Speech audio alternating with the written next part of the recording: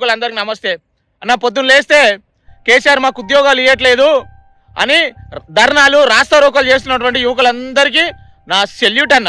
అన్న, ఈ వీడియో చూసిన తర్వాత మీ అభిప్రాయాన్ని కామెంట్ రూపంలో చెప్పండి. దమ్ముంటే నేను అడిగే ప్రశ్నలకు మీరు ఒకసారి ఆత్మవిమర్శన చేసుకుంటారని ఆశిస్తున్నానన్న. అన్న, ఏం లేదు, పొద్దున్న లేస్తే తెలంగాణ రాష్ట్ర ప్రభుత్వం మీద బురద తల్లుతున్నటువంటి యువకులం అందరము ఈరోజు మనం ఆత్మవిమర్శన చేసుకుందామన్న, ఈ రాష్ట్రంలో ఏం జరుగుతుందని.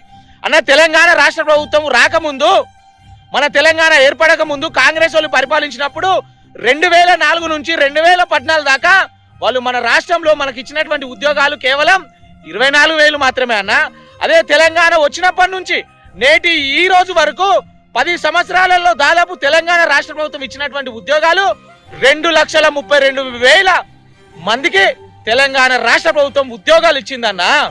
అన్న, మీకు ఇంకొక విషయం చెప్పాలి, ఇది గవర్నమెంట్ ఉద్యోగాలు మాత్రమే.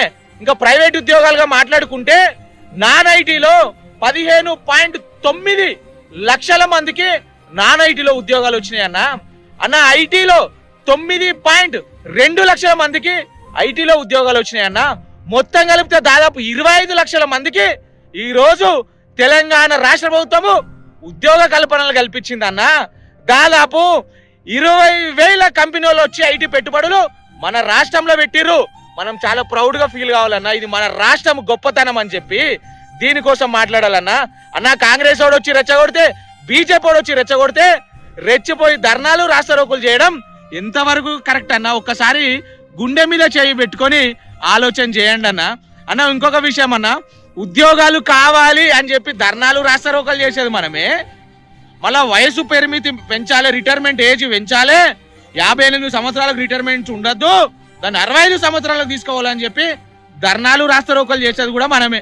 ఇక మరి మనము ఎంతవరకు కరెక్టో ఎంతవరకు కరెక్ట్ కాదో ఒకసారి గుండె మీద చేయి పెట్టుకొని అందరు ఆలోచన చేయాలన్న. అన్న, ఈ రాష్ట్రంలో 4 కోట్ల మంది ఉంటే ఎంతమందికి ఉద్యోగాలు వస్తాయన్న? ఒక్కసారి ఆత్మవిమర్శన చేసుకోండి అన్న. ప్రతి ఏటా బీటెక్లు చేసి ఎంటెక్లు చేసి లక్షల మంది బయటకు వస్తే మరి ఎంతగానో మంది ఉద్యోగాలు వస్తాయి.